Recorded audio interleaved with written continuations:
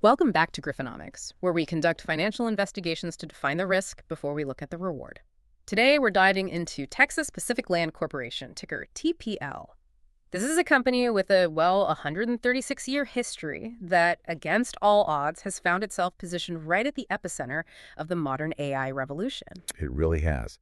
And that historical arc is precisely why this is one of the most compelling and arguably paradoxical stories in the public markets right now. TPL has successfully transitioned from a passive 19th century land trust, a literal relic, into what we must now view as a modern industrial operating system. It really functions as the essential infrastructure layer for the entire Permian Basin. Right. But the core conflicts, the thing we really need to dig into in this deep dive, is this aggressive pivot toward AI and data centers. They're trying to hedge against commodity volatility, which makes sense, but they're also trying to justify a premium valuation that currently sits around 45 times forward earnings. Okay, let's unpack this. Because we are talking about a company founded, during the age of steam engines, before the light bulb was even common, and yet it's now trading like the next hyperscaler. Yeah. Their CEO calls it the oldest startup anyone's ever heard of, and frankly, that tracks. It was established way back in 1888 from these massive land grants that were originally given to the Texas and Pacific Railway after they failed to complete the transcontinental route. And for nearly 120 years, it was an incredibly boring, passive entity. We have sources noting that as recently as 2011, their operations were still defined by filing cabinets, typewriters, and parchment maps. The job was just to manage the land, collect royalty checks, hold shareholder meetings. That was it. Just a mailbox up there. Exactly. So the sheer radical shift over the last decade from that debt-free mailbox to a technology-driven active infrastructure powerhouse, it's just one of the great turnaround stories in American finance. And to really understand the foundation of this modern powerhouse, we have to start with that mailbox money. It's the core financial engine that allows them to pivot so aggressively today. This is that unique legal mechanism, the non-participating royalty interests, or NPRI. Could you explain that for us? Because that is the absolute key to their asymmetrical risk profile. It's the single most crucial concept for understanding TPL's profitability. So TPL retained mineral rights on approximately 882,000 acres, and it's heavily concentrated in the Delaware and Midland basins of the Permian. The sweet spot. The absolute sweet spot. The NPRI structure means they own the right to a percentage of the gross revenue from the oil and gas that's extracted from that land. Crucially, they own this right without the obligation of paying any share of the costs. Okay, and analysts call this the not 1 cent rule. But how does that actually work legally? If they're sharing in the profits, why aren't they required to chip in for the capex? Because they are not a working interest partner. That's the key distinction. A working interest partner, they pay for their share of the drilling, the casing, the labor, the steel, all of it, the capital expenditure. TPL, on the other hand, holds a non-participating royalty. Their interest is fixed on the gross value of the commodity pulled out of the ground. The operator, Exxon, Chevron, whoever, they acquire the lease. They absorb the entire financial burden of exploration, permitting, drilling.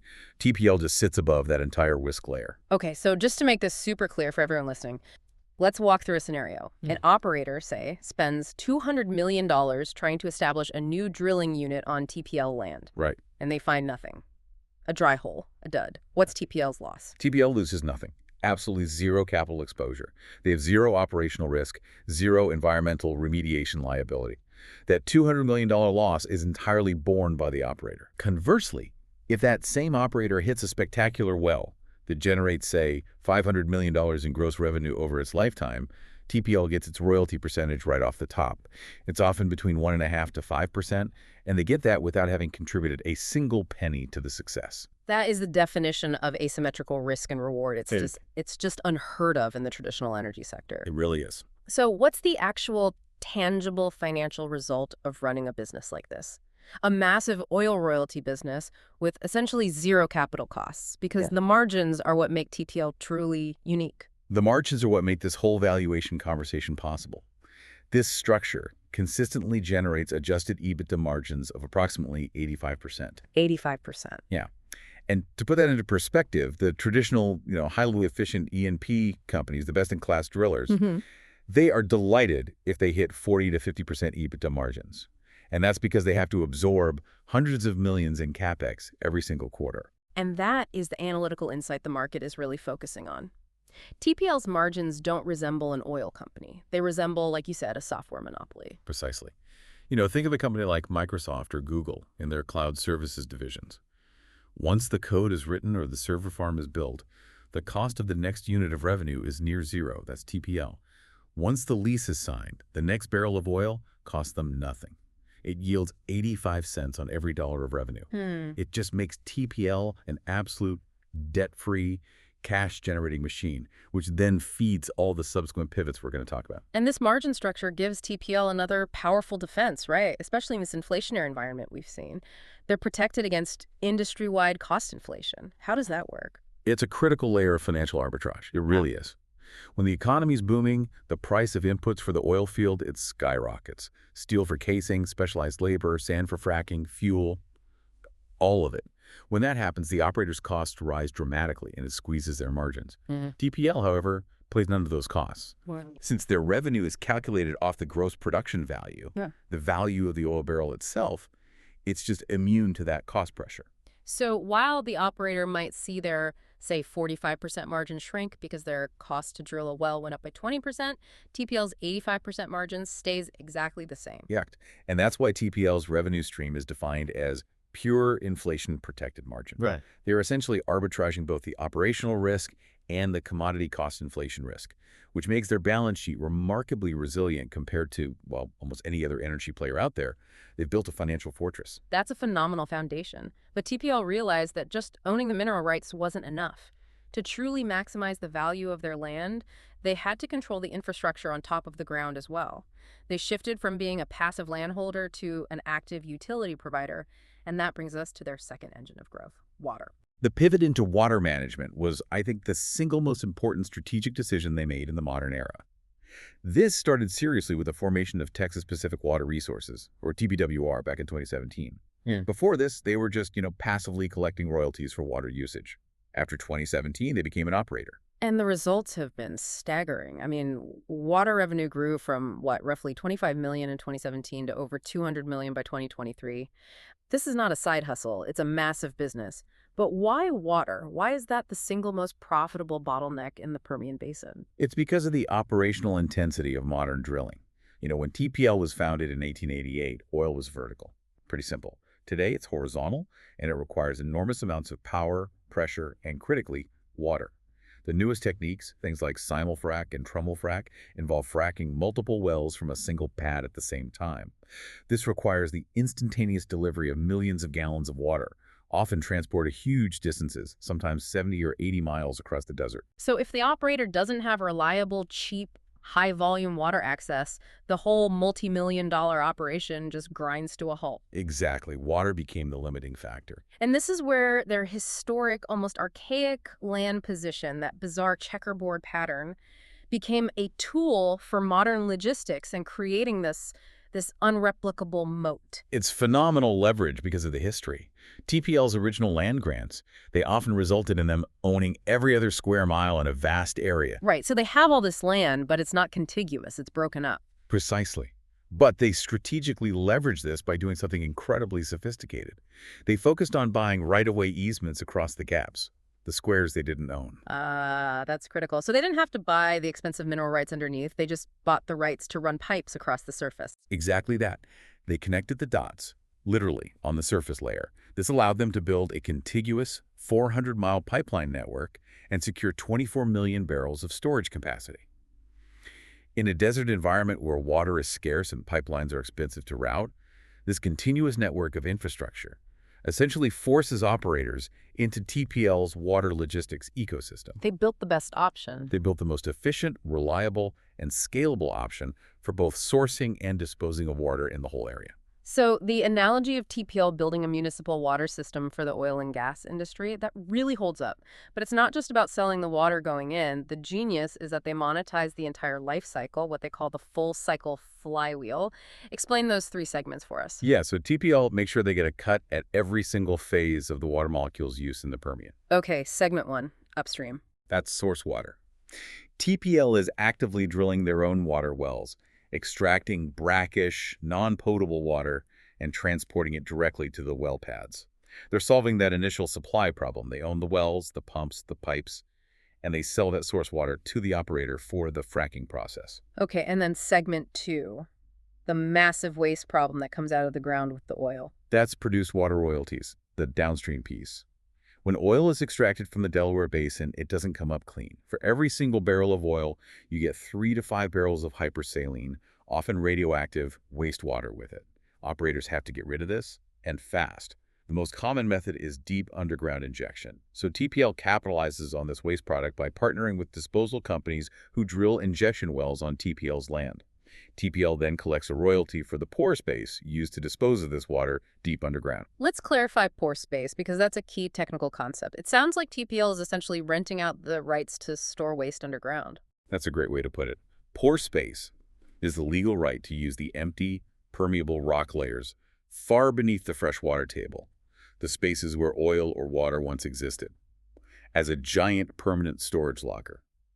And TPL, as the surface owner and mineral rights controller, charges a fee, a royalty, on every barrel of wastewater injected into their geology. It's a very easy, consistent revenue stream derived purely from waste management. And then the third segment is the recycling piece, which actually ties back into making their core oil royalty business even more profitable. Exactly. That's recycling and treatment, the midstream part.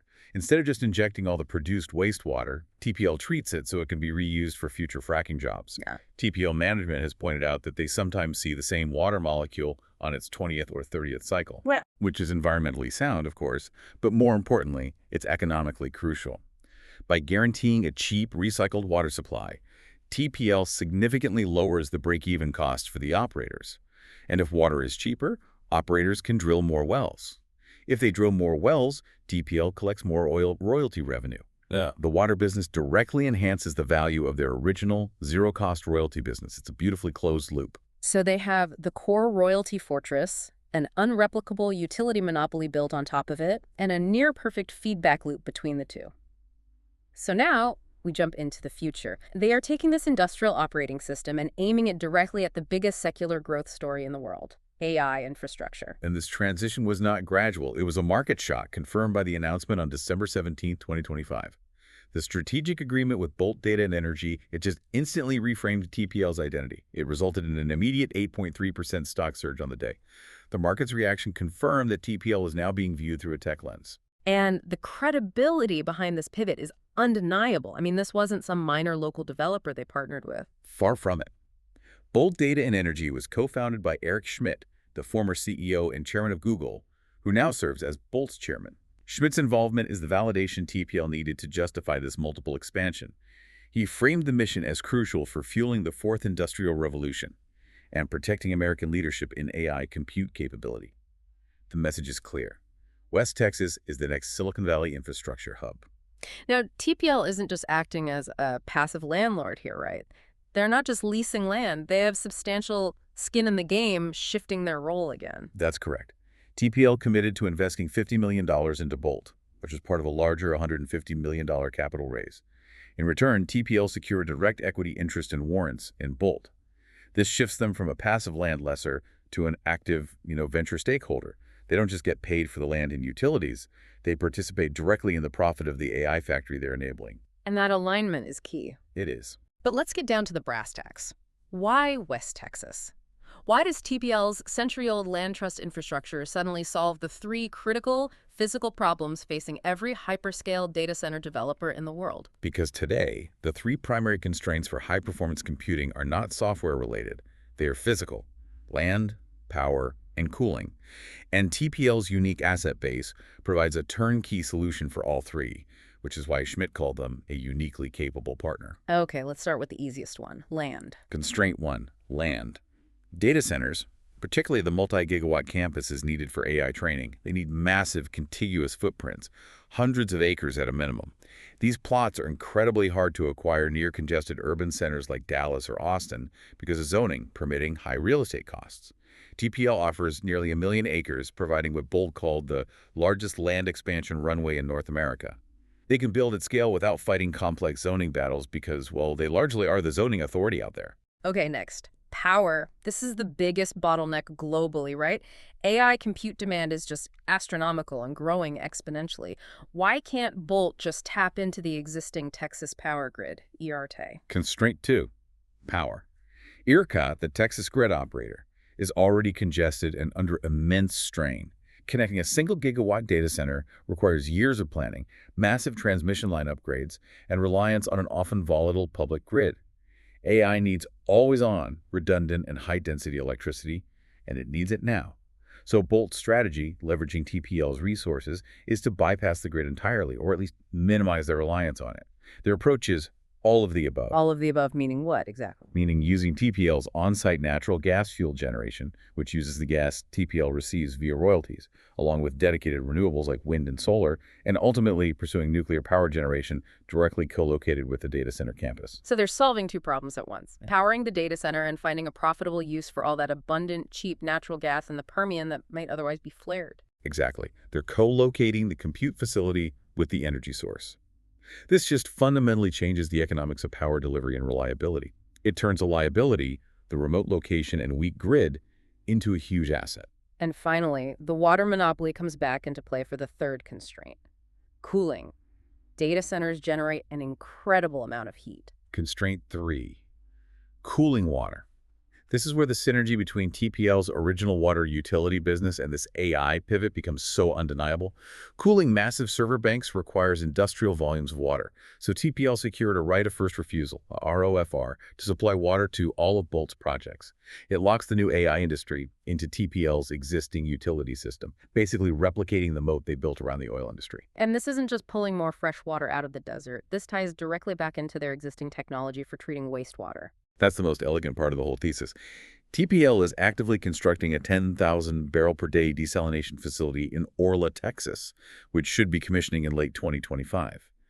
They're using a proprietary freeze technology that's specifically designed to treat that hypersaline oil field wastewater and clean it to a high standard for industrial reuse. It creates this perfect circular economy. They convert the unwanted waste product of the energy industry into the necessary cooling input for the AI industry. That's just incredible vertical integration. It's extreme. We should pause here, though, and address the governance around this deal. The SEC disclosure did flag a potential conflict of interest involving a longtime TPL director, Murray Stahl. Yeah, that governance check is absolutely essential for anyone looking at this company. The Form 8K disclosure filed about the Bolt agreement explicitly noted that TPL Director Murray Stahl, who is also the CEO of Horizon Kinetics Asset Management, or HKAM, separately intended to make a significant equity investment in Bolt. So a director of TPL who voted on TPL's $50 million investment in Bolt is also personally, or through his fund, investing in Bolt. That raises questions about whether the deal benefits TPL or the director's external fund more, right? It creates an optic issue, yes. Yeah. The disclosure indicated that TPL's audit committee reviewed HKM's proposed investment and took mitigation steps to alleviate potential conflicts. But the market is very aware that TPL has moved from passive governance to an active venture-style partnership. And this level of scrutiny is now warranted as TPL directors become stakeholders in the new ventures TPL backs. It's a key risk to monitor. Definitely. Okay, so this AI pivot, which completely changes TPL's growth narrative, arrived just after TPL had demonstrated some exceptional financial resilience in its core business. Let's look at the Q3 2025 results. They posted record numbers, even though the commodity price environment was, pretty soft. That Q3 performance really highlighted the sheer power of the zero-cost model. TPL broke $200 million in revenue for the first time in its history, and they maintained that impressive 85% EBITDA margin even though Brent crude prices were hovering around $65 a barrel. Which is well below the historical average. Well below the $78 average we've seen since 2010. So while operators were feeling the pinch of lower prices and high costs, TPL was hitting record cash flow.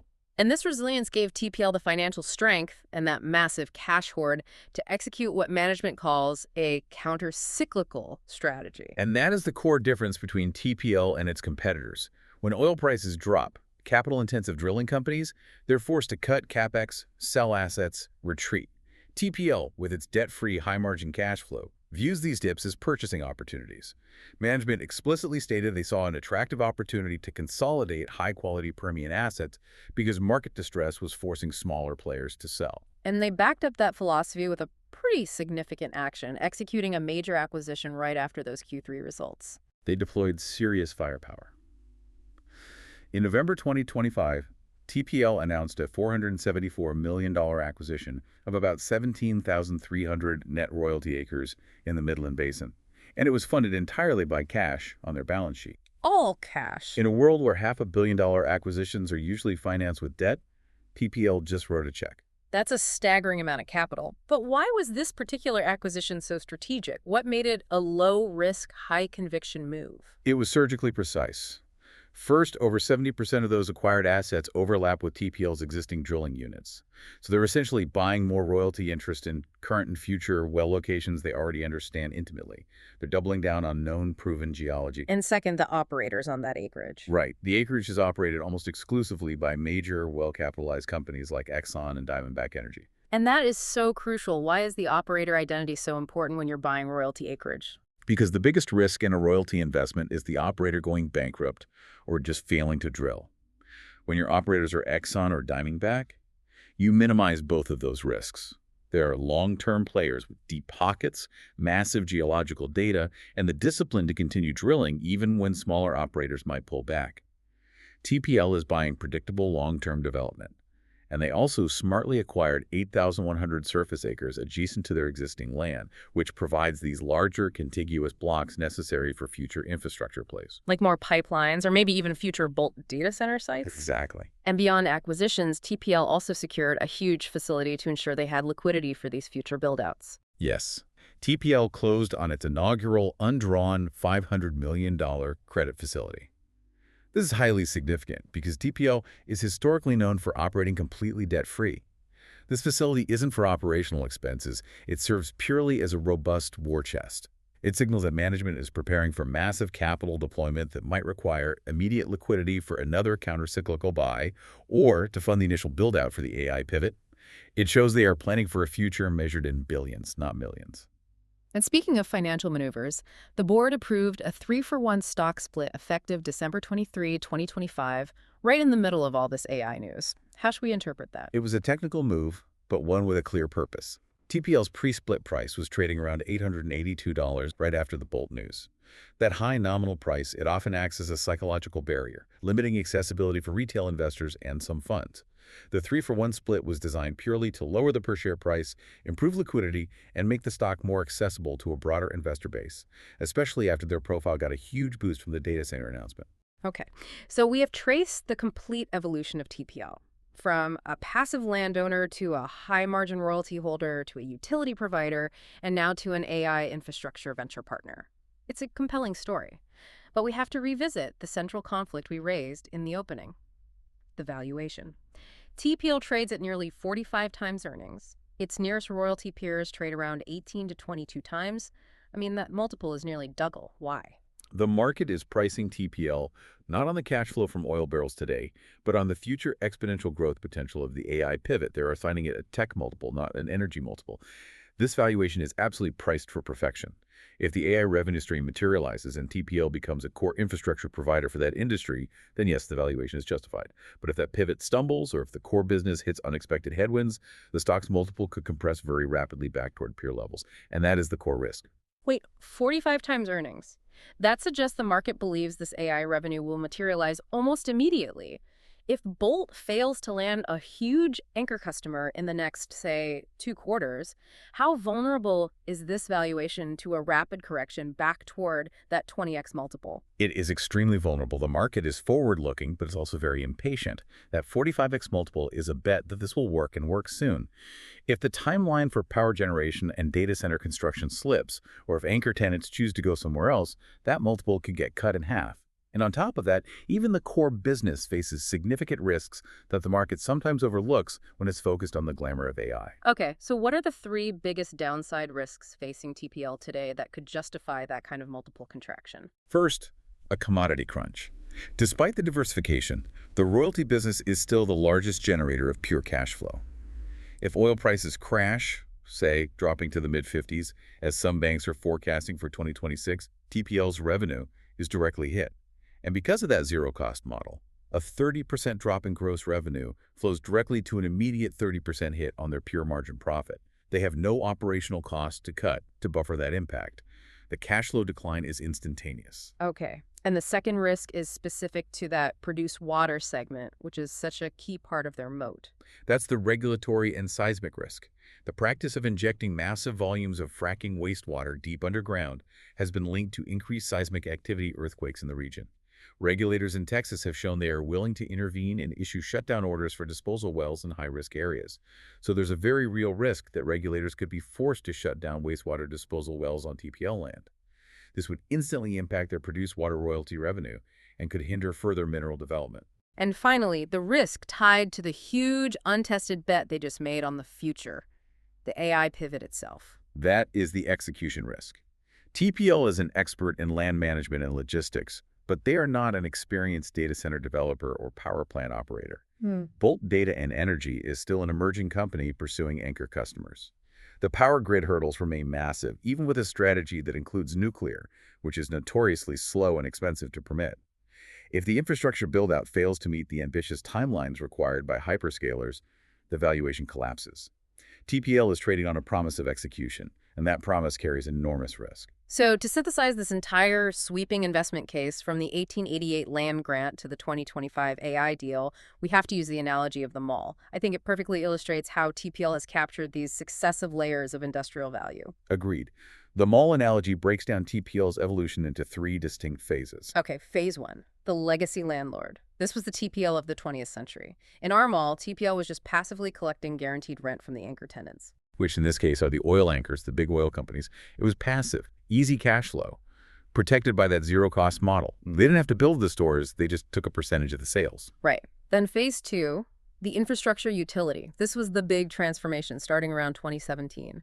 TPL realized the mall tenants were running into logistical problems, so TPL actively built the essential infrastructure, the plumbing, the electricity plant, the cooling systems for the entire mall. And that is the entire water business and the contiguous 400-mile pipeline grid. They created an unreplicable strategic moat around the operations of every single tenant. And now phase three, the digital future. This is the ongoing AI pivot with the Eric Schmidt and Bolt partnership. The future of the mall isn't just oil. TPL is now converting the empty parking lots, all that raw, unused land, into massive server farms, the factories of the digital age. They're providing the land, the power, the cooling water. And critically, they're taking an equity stake in the factory business itself. Exactly. Via that $50 million investment. They've gone from collecting passive rent to being a utility, a logistics monopoly, and now a venture partner in the most critical infrastructure development of the 21st century. They're no longer just the landlord of the Permian. They are actively transforming into the industrial operating system of the entire region, capable of hosting the oil age, the water age, and the AI age, all at the same time. That is the ultimate deep dive. TPL has successfully transformed its 19th century real estate assets, built on old railroad land grants, into the essential industrial operating system for the modern economy. And this leaves us with the multi-billion-dollar question for you to consider. In a world that is increasingly constrained by reliable power, by clean water, and by available developable land, the three major choke points for the future economy has TPL, the 136-year-old landlord of the Permian, become the last truly scalable domestic infrastructure platform that the U.S. needs for both long-term energy security and the immediate demands of the AI future.